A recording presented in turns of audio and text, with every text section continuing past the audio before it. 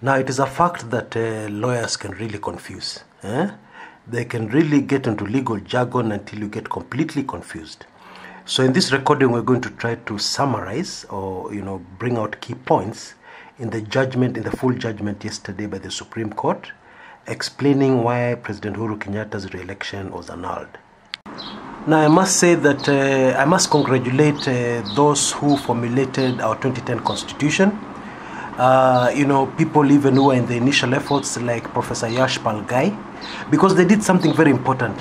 They made a deliberate effort to get away from legal jargon and to put the Constitution in simple language that every person can understand. Yeah, I think that has really got to be praised, because the tendency we have with professionals is that they don't want us to understand. Unafikiri nilisoma hiyo miaka yote alafu nakuja hapo naelewa kitu dakika moja. They have to justify their long hours in college by complicating things. When they try to explain something to you, they explain to you in such a way you don't understand. Yeah, so that if you want to understand it fully, so you go to law school. Anyway, we will simplify things here. We'll make them very simple so that we all understand what is going on, because it's very important. Of course, the downside of this is that all of a sudden we have got very many qualified, high-profile lawyers from the Jubilee side, telling us, we should have just counted the votes. Hey. Anyway, we'll come to that later. Let's just get started with this. Now, one very key point made was that although no election is perfect, which has been the rhetoric of Jubilee and their lawyers and IEBC and their lawyers, even in 2013, even in the 2013 petition, the judges acknowledged that although no election is perfect, they said on August 8th, the IEBC behaved like certain key parts of the Constitution did not exist. They totally ignored them.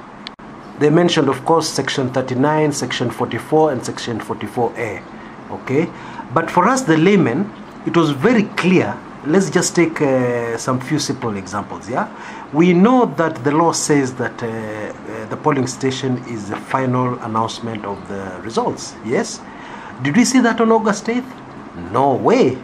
We didn't see that. There was no polling station which announced results that we actually saw. Yes? So, in fact, what happened was that there was confusion, darkness, streaming of results at IEBC, then pop, Uhuru Kenyatta was announced the winner. Yeah? So, the IEBC totally ignored quite a number of provisions of the Constitution. And surely, that's not a minor error, as they keep on saying, minor errors. Yeah? It was not. The Supreme Court judges went on to explain that elections are not only about numbers, something which Jubilee have really been repeating again and again, because, and a very good example is given here, in school, if you, for instance, did a sum, and then you just give an answer without showing how you got it, what will the teacher say? You copied.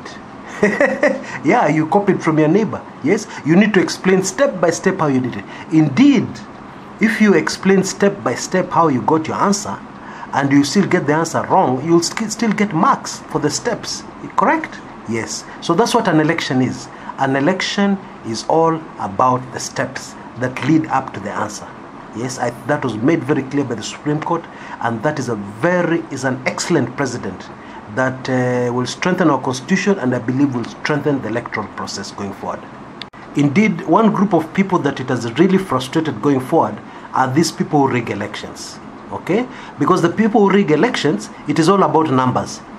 Just make sure the numbers favor the candidate you want them to favor. Hii mambo yengine yote tutatengeneza huko mbele Supreme Court. That's how they've been behaving. Well, this judgment yesterday was excellent towards fighting that, and not only in Kenya, in other African countries as well, because hii ndo mchezo imekuwa ikiendelea. Now, in the next part, we'll continue with this, and I'll mention a very important issue about the transmission that you really have to get hold of. You know the drill. You just click on the link on the top left hand corner and you'll be there within seconds. This is Chris Kumekucha. See you there in a bit.